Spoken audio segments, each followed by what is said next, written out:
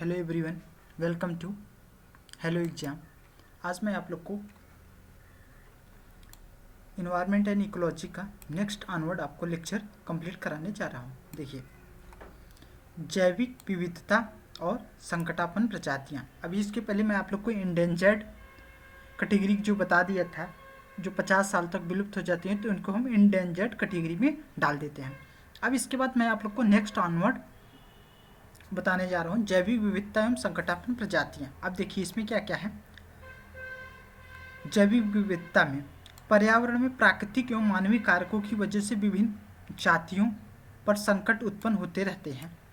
ठीक है, मतलब मानव के द्वारा जो क्रियाकलाप किए जाते हैं उसमें संकट होने रहते हैं। इसी की संख्या में कमी हो जाती है। पिछले 10 वर्षों में गिद्धों की संख्या में गिरावट आई है। 10 वर्ष में लगातार गिद्धों की संख्या की गिरावट आई। इसका क्यों गिरावट आई है उसका भी नीचे कारण मैं आप लोग को बताऊँ। देखिए, प्रेरी ग्रीन फंड नामक एवं गैर सरकारी संगठन कुछ अन्य संगठनों के वैज्ञानिकों के पाकिस्तान में इसके लिए उत्तरदायी कारकों की खोज की है।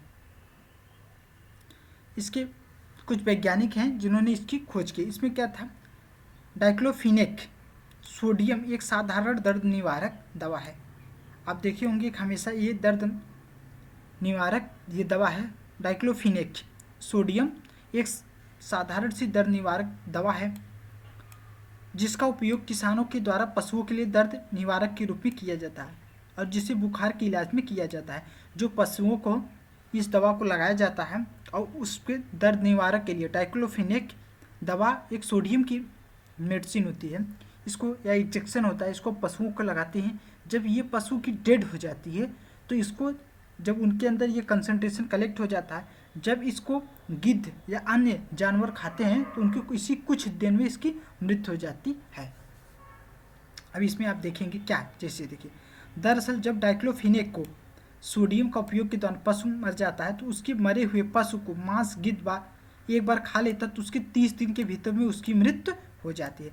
जब वह डाइक्लोफिनेक अगर कोई जानवर है, अगर उसको खाया है या इंजेक्शन दिया गया है, अगर उसकी मृत्यु हो जाती है, अगर उसको कोई जानवर खा लेता है या गिद्ध खा लेता है तो उसकी 30 दिन में डेथ हो जाती है। इसी के बारे में ये बताया गया है ना। पिछले 10 वर्षों के भीतर भारत और नेपाल के पाकिस्तान में बड़े पैमाने पर इसको गिद्ध की मृत्यु हुई है। मॉरिशस में तम्बलाकोक, जिसको डोडो वृक्ष के नाम से भी जाना जाता है, डोडो पक्षी के विलुप्त होने के कारण प्रजनन में असफल रहा है। इसकी वजह से भी इसका विलुप्त होता रहा है। वस्तुतः बीच में डोडो पक्षी का मुख्य भोजन थे। इसकी विष्ठा में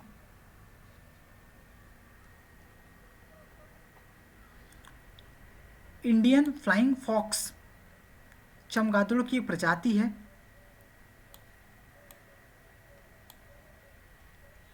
जो बांग्लादेश में 3, तिब्बत, म्यांमार, भूटान, मालदीव, पाकिस्तान और श्रीलंका में पाई जाती है। ग्रेट इंडियन बैट के नाम से भी इन्हें जाना जाता है। डुगोंग एक विशाल समुद्री स्तन लार्ज मैरीन मैमल्स है। इसे आईयूसीएन रेड लिस्ट में असुरक्षित एवं वल्नरेबल श्रेणी में शामिल किया गया है। यह एक शाकाहारी एवं स्तनधारी है। घास खाने में इसकी आदत के कारण इसके समुद्री गाय सी काऊ भी कहा जाता है। यह मुख्यतः पूर्वी अफ्रीका, दक्षिण पूर्व एशिया, ऑस्ट्रेलिया में पाया जाता है। भारत में इसकी सबसे बड़ी संख्या भारत में श्रीलंका एवं मध्य मन्नार की खाड़ी में, पाक की खाड़ी में पाया जाता है। कच्छ की खाड़ी, गुजरात एवं अंडमान निकोबार द्वीप समूह में उपस्थित है। डुगोंग वन्यजीव अधिनियम, वन्यजीव संरक्षण अधिनियम क्या हो 1972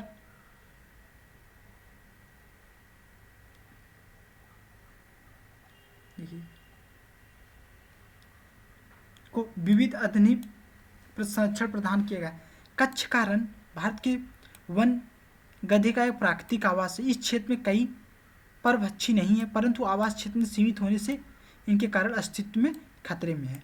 मतलब ये सब पक्षियाँ हैं जिनकी एक्सटिंक्ट है, इनकी संकटापन्न स्थिति में आता है। 1900 वन्यजीव संरक्षण अधिनियम 1972 में ये पाया गया है। अब देखिए इसमें क्या क्या है। प्रोस्पिल मूलतः मैक्सिको की खाड़ी कैरिबियन क्षेत्र में छाड़ीदार पौधा है। यह भारत की 19वीं शताब्दी में लाया गया है। इस पौधे में तमिल कोरलो में, हिंदी में विलायती बबुल इसको कहते हैं। ऐसा माना जा रहा है कि पौधे के पर्यावरण के लिए हानिकारक है। विशेषज्ञों का कहना है कि जड़ें काफ़ी गहराई तक जाती हैं।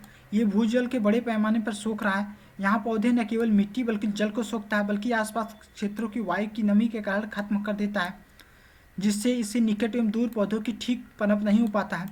पौधों में वायुमंडल में विभिन्न जहरीले पदार्थ का उत्सर्जन होता है। जैव विविधता का खतरा रहता है। सिनपुच्छी वानर लायन ट्रेल्ड मस्क्यू दक्षिण भारत में स्थित एक पश्चिमी घाट में पाया जाता है। वानर तमिलनाडु, केरल एवं कर्नाटक राज्यों में पाया जाता है। वर्ष 1952 में चीता भारत में विलुप्त घोषित कर दिया गया। फिर उसके बाद चीता जो रिहेबिटेशन प्लांट भी मतलब सरकार के द्वारा चीता को कमिंग करके आपका कुनू नेशनल पार्क मध्य प्रदेश में इसको किया गया है। पर्यावरण मर्जूल एवं जलवायु परिवर्तन मंत्रालय ने चीतों की मध्य प्रदेश में कुनू अभयारण्य के बसाने के लिए योजना बनाई है। इसके तहत 8 चीतों को नामीबिया से तथा 12 चीतों को दक्षिण अफ्रीका से लाकर बसाया गया है। 8 चीते आपके नामीबिया से और 12 चीते आपके साउथ अफ्रीका से लाए गए हैं। समुद्र तल में 3000 से लेकर 4500 मीटर ऊंचाई पर दुर्लभ हिम तेंदुआ पाया जाता है। हिमाचल प्रदेश में उत्तराखंड में किए गए सर्वेक्षण में इसकी पुष्टि की गई है। कलीज तीतर जम्मू एवं कश्मीर के राज्य की पक्षी है। देखिए हिमालय पर्वत क्षेत्र में पाई ये गिलहरी है। डॉल्फिन, व्हेल, समुद्री सांप आदि के रूप में सामान्यतः पाए जाते हैं। टैम्पीर विशाल महाल श्रृंखला में पाए जाते हैं। रैकून जैसा दिखाई देता है। रेड पांडा, लेसर पांडा, फायरफॉक्स आदि के नामों से भी इनको जाना जाता है। एलुरिस फ्लेंक्स भारत में रेड पांडा प्राकृतिक रूप में मुख्यतः पूर्वी भारत में उप हिमालयी में क्षेत्रों में पाया जाता है। मुख्य रूप से सिक्किम, पश्चिम बंगाल एवं अरुणाचल प्रदेश राज्यों में है। भारत के अतिरिक्त रेड पांडा नेपाल, भूटान, चीन, लाओस, म्यांमार भी पाए जाते हैं। भारत में स्लो लोरिस मुख्यतः उत्तर राज्य में, अरुणाचल प्रदेश में, नागालैंड, मणिपुर में, मिजोरम, त्रिपुरा एवं मेघालय क्षेत्र में पाया जाता है। भारत के अतिरिक्त slow loris Bangladesh, Brunei, Indonesia आदि क्षेत्रों में पाए जाते हैं। सिलोन फॉकमाउथ भारत के पश्चिमी घाट श्रीलंका में पाया जाने वाला। कॉपर स्मिथ बार्बेट जिस क्रिसमस वेस्टेट में पाया जाता है। भारतीय उपमहाद्वीप में दक्षिण पूर्वी एशिया में कुछ हिस्सों में पाया जाता है। ग्रे चिट मिनुएट कैम्पीगोडा परिवार के पक्षी है। हिमालयी क्षेत्रों में चीन, ताइवान, दक्षिण पूर्व एशिया में पाए जाते हैं। हाइड थ्रोटेड रेड स्टार्ट मैक्सिको म्यूसिपलिटेट परिवार का पक्षी है। यह नेपाल, भूटान, चीन, म्यांमार आदि देशों में पाया जाता है। भारत सरकार ने पर्यावरण वन्यजीव परिवर्तन मंत्रालय ने भारतीय प्राणी सर्वेक्षण जूलॉजिकल सर्वे ऑफ इंडिया में Aves centre of funnel diversity website पर प्रदर्शित सूचित किया गया है। देखिए सुनहरे लंगूर इंडेंजर्ड कैटेगरी में, हुलान गिब्बन विलुप्त प्राय, एशियाई कुत्ते विलुप्त प्राय, मरुस्थली बिल्ली कम खतरे की स्थिति में है। ये सब पक्षी हैं और इनका साइंटिफिक नेम दिया गया है। चीनी पर्वतीय बिल्ली है, चाइनीज वनरेबल कैटेगरी में है। अब देखिए कौन सी ड्रग गिद्धों में हास का उत्तरदायी है? डाइक्लोफेनेक सोडियम, इसका क्या ऑप्शन है? C option. इसी को जब हम खाते हैं, जैसे जब दर्द निवारक दवा, जब पशु को उसका दूध निकालने के लिए उसको लगाते हैं दर्द निवारक दवा, उस जब जानवर की डेथ होती है तो उस डेथ में डाइक्लोफेनेक सोडियम वो कलेक्ट हो जाता है। वो कलेक्ट होने से उसमें क्या मिलता है? उसका कलेक्ट होने से उसका कंसंट्रेशन बना रहता है। जब उसको हम पशु, गिद्ध, जानवर ये सब चीज़ें खा लेते हैं तो उसमें जाते हैं और उसमें डेड उसका हो जाते हैं। यही इसका क्वेश्चन है। अब देख लीजिए इसी को डाइक्लोफेनेक सोडियम, डाइक्लोफेनेक सोडियम दर्द निवारक दवा है, उसको 3 दिन के 30 डेज के विदिन 30 डेज में उसकी डेथ हो जाए। भारत में वृद्धों में तेजी से घटती जनसंख्या क्या कारण? इसका ऑप्शन डाइक्लोफेनेक दवा। पशुओं को दिया जाने वाला दर्द निवारक दवा किसमें होता है? डाइक्लोफेनेक।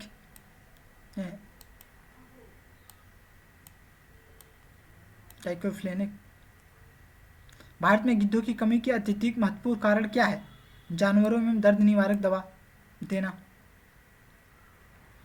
कुछ वर्ष पहले भारतीय देहातों में आमतौर पर दिखाई देने वाले किंतु आजकल गंभीर नजर नहीं आते हैं जो गिद्ध होते हैं, नजर नहीं आता है, क्यों होते हैं? गो पशु मालिकों के द्वारा रूढ़ पशुओं को उपचार हेतु प्रयोग किया गया औषधि, इसी के द्वारा जितने गो पशु मालिक हैं वो उसको दर्द चढ़ाते हैं, उसको दर्द देते हैं, उस दवा से उसकी डेथ हो जाती है, जिसके जानवर खाते हैं उसकी डेथ हो जा रही है। इसी कारण से गिद्ध लगातार। मॉरिशस की एक प्रजाति असफल रही है, कौन सी? बी, डोडो नामक। मॉरिशस में टमलाकोक जिसे डोडो वृक्ष के नाम से जाना जाता है, ये विलुप्त होने के कारण प्रजनन में असफल रहा, जिसकी वजह से यहाँ लगभग विलुप्त हो चुका है। डोडो नामक पौधा मॉरिशस में लगभग विलुप्त श्रेणी में आ गया है। भारतीय वन्यजीव जीवन के संदर्भ में फ्लाइंग फॉक्स किस कैटेगरी में है? चमगादड़ की कैटेगरी में आता है। इंडियन फ्लाइंग फॉक्स चमगादड़ की एक प्रजाति है जो बांग्लादेश में, चीन, Myanmar, Bhutan, Pakistan great Indian bird के रूप में इन्हें जाना जाता है। डुंगयोंग नामक समुद्री जीव किस विलोपन कगार पर है? ये एक स्तनधारी मैमल है।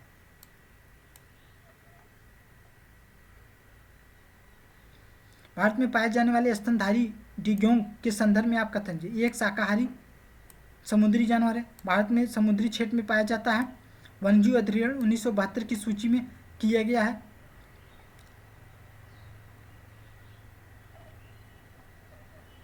इसका क्या ऑप्शन है? इसका ऑप्शन सी है। इसमें देखिए क्या क्या आपको कैटेगरी में, ये देखिए ये सब जो क्वेश्चन है इस सब के क्वेश्चन में टू द फैक्ट है, फैक्चुअल देता है, तो इसको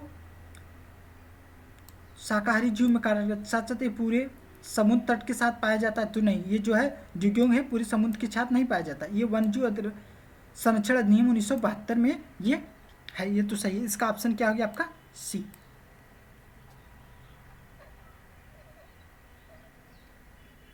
देखिए डुगोंग एक समुद्री जीव, स्तनधारी जीव है। यह खाने की इसकी आदत के कारण समुद्री गाय सिकाऊ भी कहा जाता है। डुगोंग वन्यजीव संरक्षण अधिनियम 1972 की सूची में आया जाता है। बलुई एवं लवणी क्षेत्र में भारतीय पशु जाति का एक प्राकृतिक आवास है। उन क्षेत्रों में पशु कोई परभक्षी नहीं आती, किंतु यह आवास ध्वंस होने के कारण इसका अस्तित्व खतरे में। तो क्या है ये? भारतीय वन्यजीव गधा। कच्छकर्ण भारतीय वन्यजीव गधे के प्राकृतिक आवास है। इस क्षेत्र में कोई भी परभक्षी नहीं है, परंतु आवास में सीमित होने के कारण इसकी अस्तित्व खतरे में है। अब देखिए प्रोसोपिस जूलिफेरा नामक प्रायः जानवर समाचारों में उल्लिखित है। यह क्षेत्र में उगता है तथा जैव विविधता को कम करने लगता है। ये जिस क्षेत्र में उगता है प्रोसिप जूलिफेरा, जिस क्षेत्र में पाया जाता है उसमें कम करने लगता है।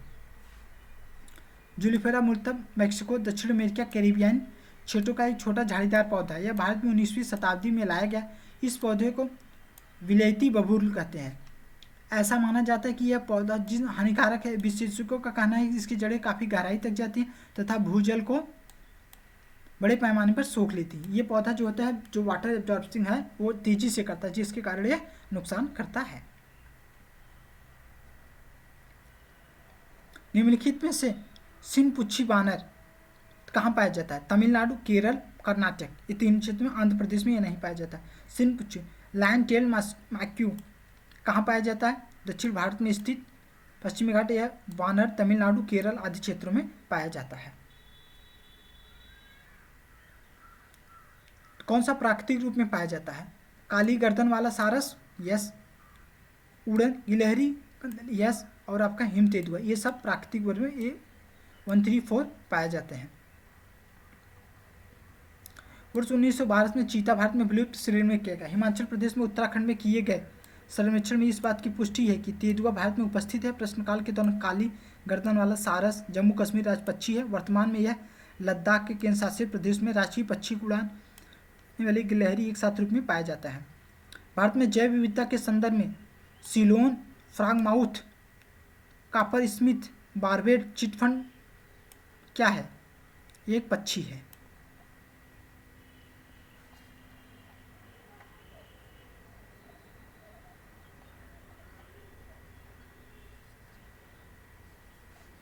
अंडमान निकोबार द्वीप समूह में लवण जल मगर पाया जाता है। सही है। मालाबार में क्षेत्रों में पश्चिमी घाटों में टैपीर पाया जाता है। यह सही है। दोनों ऑप्शन इसका है। नहीं, ये वाला तो मालाबार क्षेत्र में पश्चिमी घाटों में भू एवं टैपीर पाया जाता है ना। इसका ऑप्शन केवल 1 है। अंडमान निकोबार द्वीप समूह में आपका साल्टीनेस पाया जाता है। अंडमान निकोबार समूह में आपका साल्टीनेस पाया जाता है। रेड पांडा प्राकृतिक रूप से केवल पश्चिमी हिमालय में पाया जाता है ना। भारत में स्लो लोरिस उत्तर पूर्व संघन वनों का है। यस। रेड पांडा प्राकृतिक रूप से उत्तर पूर्वी तथा उप हिमालयी क्षेत्र में भी पाया जाता है। कहाँ कहाँ पाया जाता है? सिक्किम, पश्चिम बंगाल एवं अरुणाचल प्रदेशों में पाया जाता है। तो स्टेटमेंट आपका गलत है। ये आपका क्वेश्चन है, इसमें कैटेगरी नहीं डिसाइड किया गया। अब देखिए, हुलाक गिब्बन एक चाइनीज माउंटेन कर्ज की सूची में है तथा वल्नरेबल कैटेगरी में है, विलुप्त कैटेगरी में है। सही सुनिए, उत्तर प्रदेश में लोक सेवा आयोग ने इसके बाद में जारी सूचित मूल्यांकन से बाहर कर दिया। तो ये क्वेश्चन आउट ऑफ हो गया। अब आपको मैं कितना बताना है? Ramsar convention, total Ramsar convention कितने हो गया है? ये किसके लिए होता है? वेटलैंड के लिए होता है। जहाँ वेटलैंड क्या होता है? जहाँ पर आपका जमीन और वाटर दोनों का मिक्सअप होता है। जमीन और वाटर का जो एरिया होता है तो उसको वेटलैंड होता है। उसी के नाम पर रामसर कन्वेंशन का शुरू किया। ये 2 फरवरी को मनाया जाता है। भारत में अब टू डेट तक 75 रामसर साइटें हो गई हैं। इसके बारे में आप लोग को मैं बताता हूँ। इसका क्या करता है? जैव विविधता पृथ्वी पर जल एवं स्थल दोनों में पाए जाते हैं। यह जहाँ पर स्थल और वाटर दोनों का जहाँ दलदली क्षेत्र हो जाता है उसमें ये आपका वेटलैंड एरिया होता है। आर्द्र भूमियाँ इसके जैव विविधता का बड़ा महासंग्रह है। आर्द्र क्षेत्रों में जलीय तथा शुष्क स्थलीय पारिस्थितिकी तंत्र के बीच में पाया जाता है। इसका वेटलैंड होता है। आर्द्र भूमि क्षेत्र में प्राणी के सोखने और छानने के विशाल स्पंज होते हैं। मतलब एक प्रकार से स्पंज की तरह काम करता है। ये बहुत ही इंपॉर्टेंट होता है। जो वेटलैंड होते हैं मतलब जितने आपका प्रदूषण होता है, पॉल्यूशन होता है, उस सबको एब्जॉर्ब करते हैं। जितने वाटर के डस्ट होते हैं, छोटे छोटे जो आपका गार्बेज होते हैं, उस सब में फेंको तो वो एब्जॉर्ब कर लेते हैं। तो ये बहुत ही इंपॉर्टेंट होता है। हर एक रीजन में इन्वायरमेंट को क्लीन करने के लिए वेटलैंड का होना इंपॉर्टेंट होता है। जो आर्द्र भूमियाँ होती है बहुत ही इसका बेनिफिट होता है। बाढ़ के दौरान आर्द्र भूमि में जल मौजूद तलछट एवं पोषक तत्व में समा लेती हैं तथा सीधे नदी में रोक देती हैं। जो नदी में जाती है डायरेक्ट उसको रोक देती हैं। रामसर ईरान के अवस्थित नगर में स्थित है। रामसर जो होता है आपका 2 फरवरी 1971 में स्टार्ट किया गया। 2 फरवरी को वेटलैंड डे रामसर मनाते हैं। प्रतिभागी राष्ट्रों में बैठने के बाद इससे कन्वेंशन की नींव पड़ी है। 1975 में यह पूर्णतः क्रियान्वित हो गया। 1971 से स्टार्ट हुआ, 1975 से पूर्ण रूप से चालू हो गया। भारत में इसका कन्वेंशन 19 फरवरी 1982 से लागू किया गया है। भारत में स्टार्ट कब हुआ? 1982। वर्तमान के विश्व भर में कुल 2471 रामसर स्थल हैं। कुल इतना हेक्टेयर अवचित क्षेत्र। उल्लेखनीय कि यूनाइटेड किंगडम में सर्वाधिक 75 रामसर सूची में। आपका यूके में मैक्सिमम में 142 और इंडिया में 75। रामसर सचिवालय का मुख्य स्विट्जरलैंड में स्थित है। वेटलैंड डे कब मनाया जाता है? 2 फरवरी को 1971 से रामसर में स्थित ईरान से हस्ताक्षरित 8 भूमियों के लिए मनाया जाता है। 2000 की थीम थी it's time for wetland restoration. 2023 की थीम क्या थी? रामसर साइट की वेटलैंड थीम की क्या थी? आर्द्र भूमियों की it's time for wetland restoration. Bharat में रामसर सूची में शामिल आर्द्र भूमियों के अंतर्गत सर्वाधिक क्षेत्र वाला रामसर पश्चिम बंगाल में, जब उड़ीसा के दूसरा स्थान रहा है। भारत में रामसर सूची की अंतर्राष्ट्रीय महत्व की आध्यात्मिक सूची है। इसमें कुल 75 साइटें हैं। सबसे ज़्यादा किस स्टेट में है? सबसे ज़्यादा स्टेट आपका तमिलनाडु में अबाउट 14 है। तो आप कमेंट कर सकते हैं यूपी में कितने हैं, तमिलनाडु में कितने हैं, एमपी में कितने हैं। देखिए, अष्टमुडी केरल, अष्टमुडी आर्द्रभूमि केरल में, भीतरकनिका उड़ीसा, भोज मध्य प्रदेश, चंद्रताल हिमाचल प्रदेश, चिल्का उड़ीसा, दीपोर असम, पूर्वी कोलकाता पश्चिम बंगाल, हरिके पंजाब, होकेरा जम्मू कश्मीर, कांजली पंजाब, केवलादेव राजस्थान, कोलेरू आंध्र प्रदेश, नलसरोवर गुजरात, पॉइंट कलेमियर तमिलनाडु, पोंगबाज हिमाचल प्रदेश, रेणुका आर्द्रभूमि हिमाचल प्रदेश, रोपड़ पंजाब, सांभर झील अस्थान झील केरल, सुंदरबन पश्चिम बंगाल, सोमरी लद्दाख, ऊपरी गंगा उत्तर प्रदेश, ब्रज के न वेमनाथ केरल, वूलर JNK, ब्यास पंजाब, नंदूर महाराष्ट्र, नवाबगंज उत्तर प्रदेश, पार्वती उत्तर प्रदेश, समसपुर उत्तर प्रदेश, सरसई उत्तर प्रदेश, सांडी उत्तर प्रदेश, सामान पच्छी उत्तर प्रदेश, आसन कंजर्वेशन उत्तर प्रदेश, काबरताल बिहार, लोनार महाराष्ट्र, सूर सरोवर उत्तर प्रदेश, स्यो लद्दाख, वधना गुजरात, थोलजी गुजरात, भिंडवा वन्यजीव, सुल्तानपुर राष्ट्रीय हरियाणा, हैदरपुर उत्तर प्रदेश,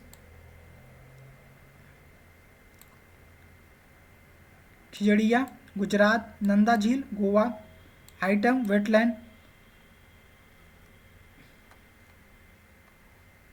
साउथ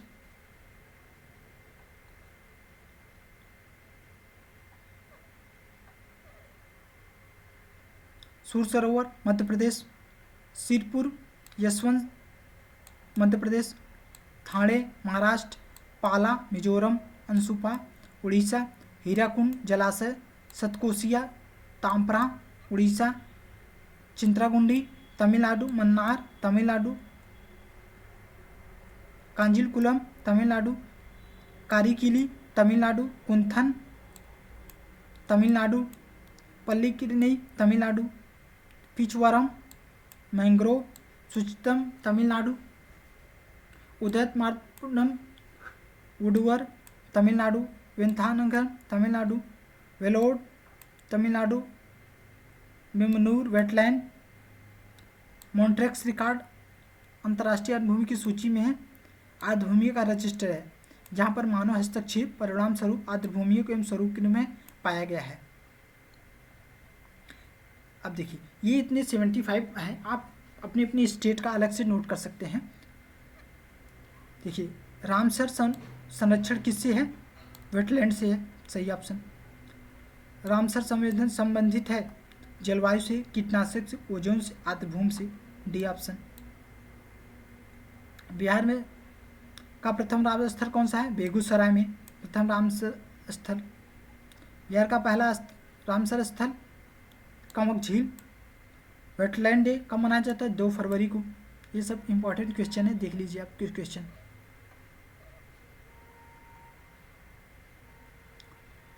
भारत में सबसे बड़ी अंतर्देशीय लवड़ी आर्द्रभूमि कौन सी है? गुजरात। रामसर का चिल्का को मिला है, लोकटक को मिला है, वूलर को मिला है, केवलादेव को मिला है। इसमें सभी को रामसर का दर्जा मिला हुआ है। रामसर स्थल क्या है? स्मारक है। ये क्या है? अंतर्राष्ट्रीय महत्व की आर्द्रभूमियां हैं। रामसर आर्द्रभूमि को भारत में किस स्थान पे है? B point Calimere. कौन सा रामसर कन्वेंशन के अंतर्गत रामसर स्थल है? सुंदरबन और बाचर। पार्वती अर्गा रामस्थल स्थल कहाँ पे है?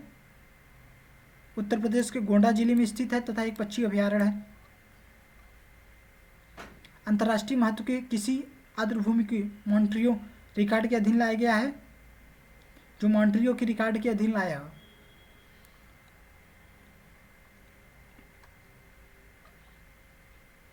मानव हस्तक्षेप के परिणाम स्वरूप आर्द्रभूमियों को,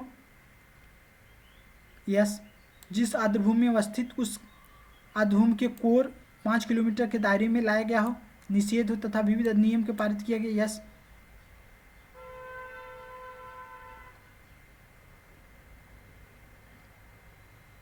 आर्द्रभूमियों को बचा रहना, इसके लिए आसपास वाले कृत्रिम समुद्र प्राकृतियों को निर्भर रहता है, इसके लिए आदर्श सांस्कृतिक विविधता को नष्ट नहीं किया जाना चाहिए, विश्व विरासत स्थल में स्थापित किया गई है, यस। तो मॉन्ट्रिक्स रिकॉर्ड के अंतर्गत महत्व आर्द्रभूमियों को सूची में आर्द्रभूमियों को रजिस्टर है, तो जहाँ पर मानवीय हस्तक्षेप के परिणाम स्वरूप आर्द्रभूमियों को पारिस्थितिकी रूप में लाया गया है। पारिस्थितिकी निकाय के रूप में आर्द्रभूमि को बरसाती जमीन में किसके उपयोगी किया गया है? यह पोषक पुनर्जीवित करता है, यस। पौधों को अवशोषण के माध्यम में भारी धातुओं का उन्मुक्त करता है, यस। तलछट को रोककर नदियों को गादीकरण कम करने के लिए होते हैं, यस। वेटलैंड जो होते हैं बहुत इंपॉर्टेंट होते हैं, जितने भी आपका गंदगी होती है, कूड़ा करकट होता है, सबको करता है, डायरेक्ट ऑफ वाटर कमिंग से रोकता है, एक तरह के एब्जॉर्बेंट होता है, डस्ट का एब्जॉर्बेंट होता है। शुष्क पारिस्थितिक तंत्र के बीच में था, यह आर्द्रभूमि क्षेत्र के प्राकृतिक जल को सूखने छानने के विशाल स्पंज होता है, ये पदार्थों की मात्रा में कर करके तलछटों को हटा कर जल शुद्ध करने के लिए होता है। बाढ़ के दौरान नम भूमियों को जल में मौजूद तलछट को पोषक तत्वों को अपने समा लेती है तथा सीधे नमी को रोक लेती है। यदि वर्षावन उष्णकटिबंधीय वन पृथ्वी के फेफड़े हैं तो निश्चित ही आर्द्रभूमि की उसकी गुरुता काम करती है। निम्नलिखित में कौन सा कथन सही है? जलीय पादप भारी धातु को पोषक का अधिकाय को अवशोषित कर लेता है, यह स्टेटमेंट एकदम सही है। अगर यदि वर्षावन और उष्णकटिबंधीय वन पृथ्वी के फेफड़े हैं तो निश्चित ही आर्द्रभूमियों को इसकी कोई किडनी कहा सकता है, इसकी किडनी कहा जा सकता है, गुर्दा कहा जा सकता है। ये क्या, यह हाइड्रोफाइट्स जलीय पादप का चाहता है। अपवाह रन आपको धारा स्ट्रीम को फ्लो को निकाय में प्रवेश करने से होकर गुजरती है, धातुओं के पोषक जो आर्द्रभूमियों को अवशोषित करता है। भारत में आर्द्रभूमियों के संदर्भ में निम्नलिखित कथनों पर विचार कीजिए। आर्द्रभूमि के अंतर्गत देश के कुल भौगोलिक क्षेत्र में राज्यों की तुलना में गुजरात में सबसे अधिक अंकित की गई, यस। जो आपका 69% आपका तटीय क्षेत्रों में तथा 27% शेष 3.6% सूक्ष्म जीव के अंतर्गत आते हैं। रामसर कन्वेंशन के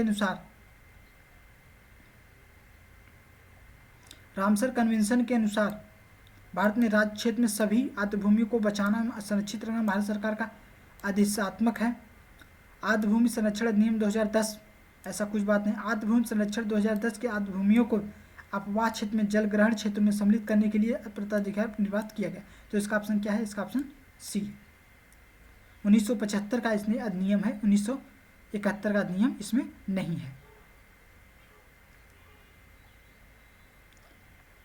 ये आपका क्वेश्चन हो गया। अब मैं आप लोग को विभिन्न अधिनियम एवं करार इसको नेक्स्ट ऑन लेक्चर में कराऊंगा। That's all, thank you, have a nice day, God bless you.